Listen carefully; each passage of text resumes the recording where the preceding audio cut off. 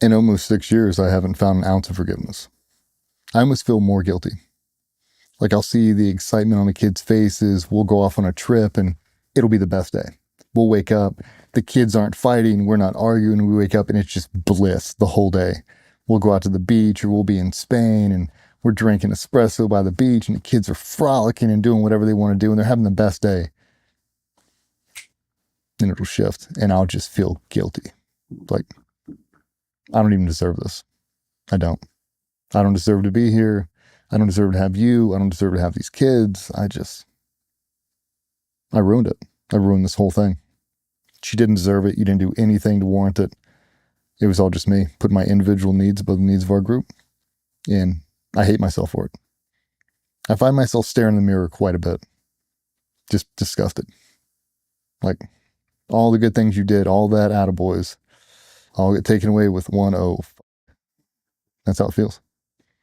Like on the days where I should be just drowning in happiness, I can't do it. I feel like I jumped in the ocean with bricks tied to my feet. Like 2 inches from the surface, just scrambling, trying to find forgiveness, and I can't. I can't do it. If she would be worse, if she would be just a terrible wife or terrible mom, maybe it'd be easier. The fact that she's awesome makes it even worse. Because in the moment, I painted her into a picture to where I could do that. I could justify it. You can't. You can. Anybody that knows her knows that. And I can see it. Like even our closest friends that have forgiven me or they overlook it, they don't throw it in my face like I would.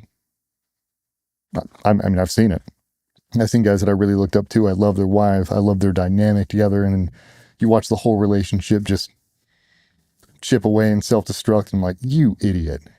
God, why would you do that? I did it. I still judge you.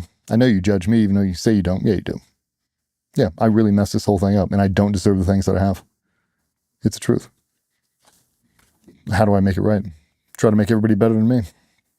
Try to be open and transparent, tell you all the things I've messed up. That way you don't make the same mistakes I did. It's not worth it. It's not worth it to walk around every single day telling yourself you don't deserve the things you have. Like, I don't deserve a family. I don't. I don't deserve to have her as a wife. And on the days where it's great, those are the days I feel the worst. I hope I will. And someday I hope that I'll forget.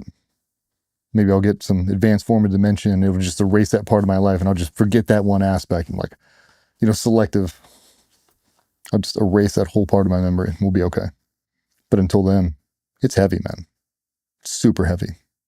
Do you think it's important that you can forgive yourself?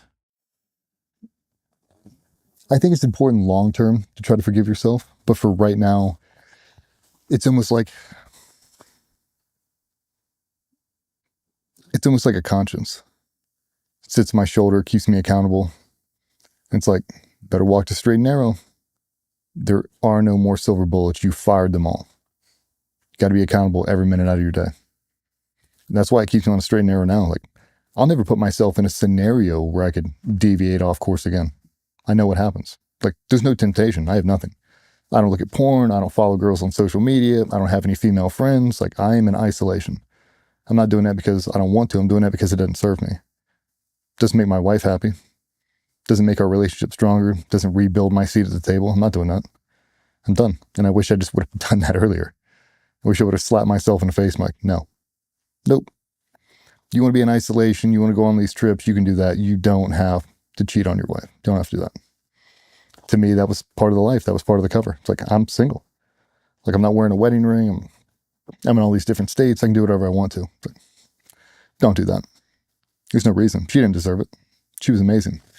I thought of it like a distraction. And I feel guilty for it now. I could have had a balance point. Just at the time, you don't think it's possible. So you don't put any energy into it.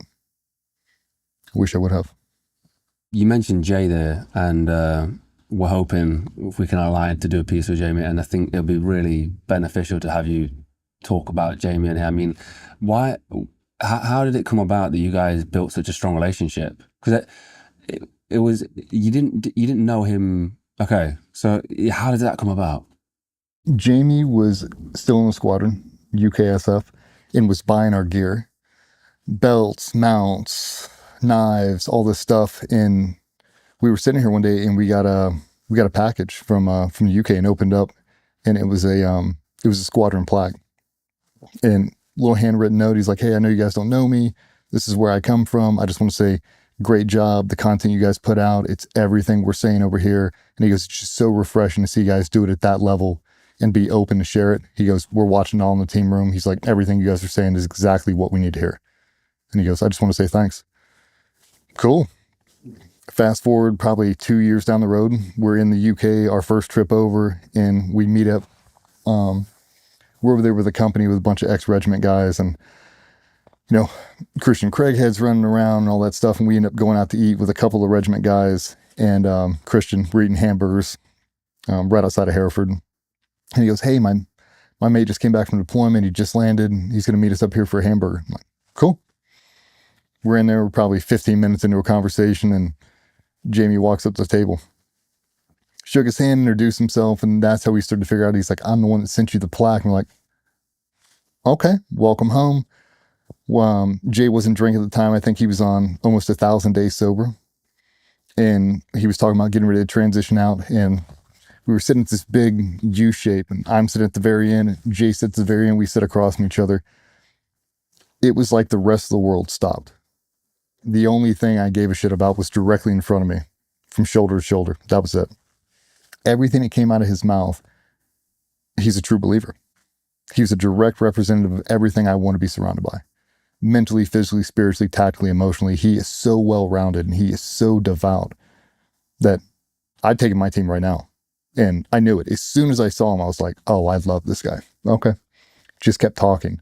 The philosophy, the training methodology, everything he said, I'm like, oh boy. Okay, here we go.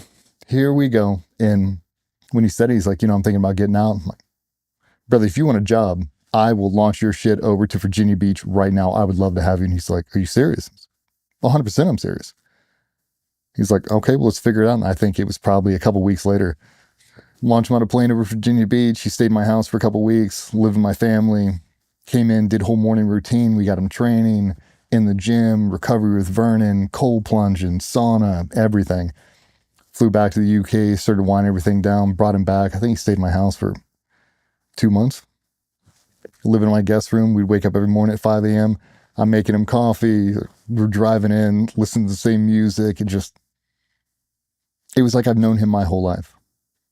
Everything he represented is exactly who I wanted to be around. He's just so well-rounded. He's such a brilliant instructor, and he's a purist. He does that job because that's his calling.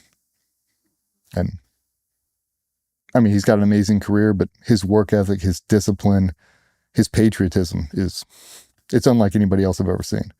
And that's why he is a unicorn. If you could mass produce Jay Calvert and make 1,000 of him, it'd be the best thing you could ever do. And I don't say that often. He's a true 1%er.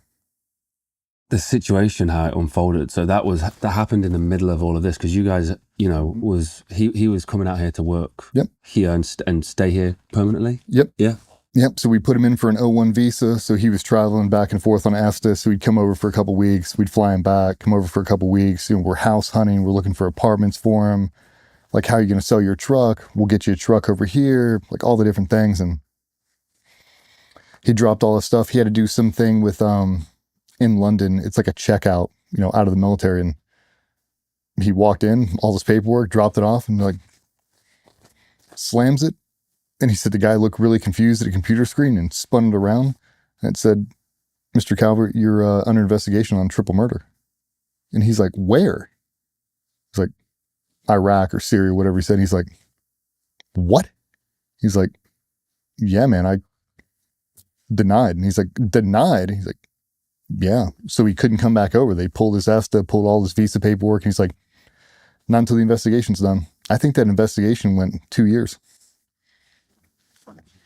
Couldn't get a pay, couldn't get a job, can't do anything. He didn't do his 25 years, whatever it is, in the UK military. So he's not getting a retirement, living out of his truck, selling war medals, selling watches. And you're like, what do we do?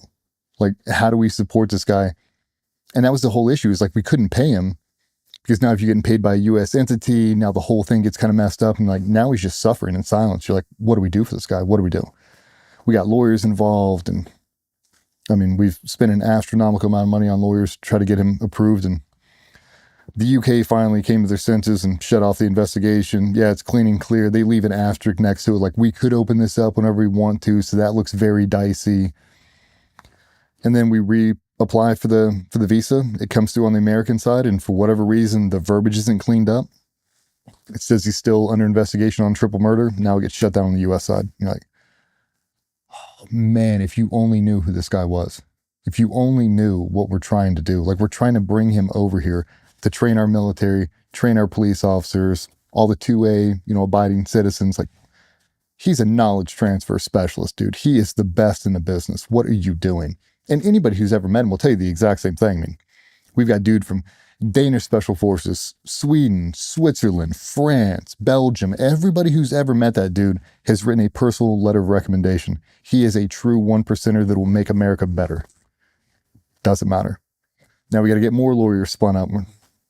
So we've got heavy hitters on the case right now, trying to get him free and clear. I'm an optimist, so is he. And, we'll text each other every day. And he's like, any new word? Steady pressure. Steady pressure. Keep pinging him.